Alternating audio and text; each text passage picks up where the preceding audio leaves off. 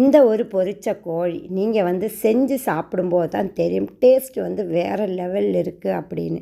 சாதாரணமாக நம்ம வீட்டில் யூஸ் பண்ணுற ஸ்பைசஸ் எல்லாம் வச்சு தான் இந்த ஒரு சிக்கன் செஞ்சுருக்கிறேன். இதுக்காக நான் இன்றைக்கி ஒரு 3/4 கிலோ அளவுக்கு சிக்கன் கொஞ்சம் பெரிய பீஸாக கட் பண்ணிவிட்டு இந்த லெக் பீஸும் அதே மாதிரி விங்ஸும் மட்டும் தோல் வச்சுருக்கிறேன். பேலன்ஸ் எல்லாம் தோல் எடுத்துட்டு 1 டீஸ்பூன் உப்பு, ஒரு 3/4 டீஸ்பூன் அளவுக்கு மஞ்சத்தூள், அதே அளவுக்கு தான் நான் கரம் மசாலா சேர்த்துருந்தேன். உங்களோட கரம் மசாலாவோட வாசம் குறைவாக இருந்துச்சுன்னா கொஞ்சம் கூட ஆட் பண்ணிக்கலாம். Plain chilli powder 2 table spoon. இது கொஞ்சம் ஸ்பைஸியாக தான் இருக்கணும், அதனால் பிளாக் பெப்பர் ஒரு 1/2 டீஸ்பூன் சேர்த்துட்டு இஞ்சி பூண்டு பேஸ்ட்டு 1 டீஸ்பூன். இதில் நீங்கள் ஒயிட் வினேகர் சேர்த்துட்டிங்கன்னா நல்ல சாஃப்டாக ஈஸியாக குக் ஆகும். இல்லாட்டின்னா லெமன் ஜூஸ் கூட ஆட் பண்ணிக்கலாம்.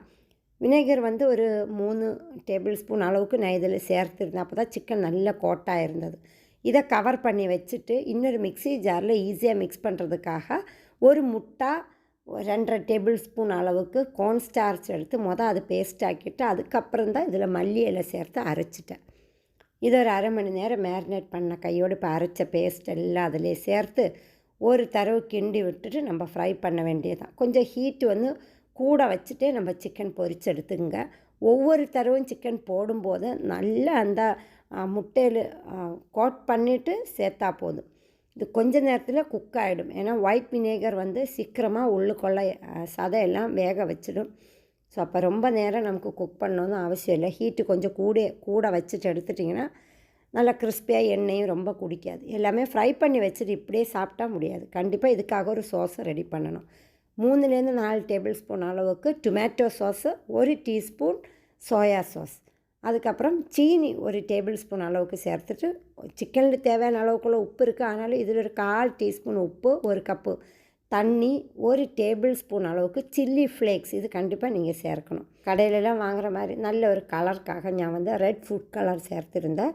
இது இல்லாட்டினா நீங்கள் ப்ளெயினாகவும் செய்யலாம். பார்க்கும்போது நல்ல அழகாக இருக்கும் இந்த ஒரு கலர் சேர்த்து கோட் பண்ணும்போது. எல்லாமே மிக்ஸ் பண்ணி வச்சுட்டு இப்போ பேனில் கொஞ்சமாக ஆயில் சேர்த்துக்குங்க.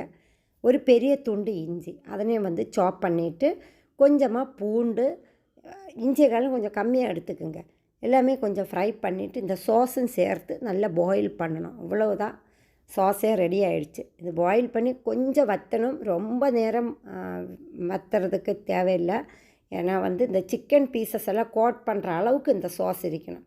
பாயில் ஆகி நல்லா வற்றுறதுக்கு முன்னே நம்ம சேர்த்துட்டிங்கன்னா சிக்கனோட ஸ்கின் எல்லாம் ரொம்ப சாஃப்டாக போயிடும். இந்த சாஸ் எல்லாம் வற்றின வரைக்கும் சிக்கனில் நல்லா கோட் பண்ணி எடுத்து பாருங்கள். மல்லியெல்லாம் எதுவுமே சேர்க்க தேவையில்லை.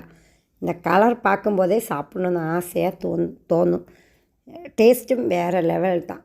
சிக்கனில் இந்த சில்லி ஃப்ளேக்ஸு கண்டிப்பாக ஆட் பண்ணி பாருங்கள்.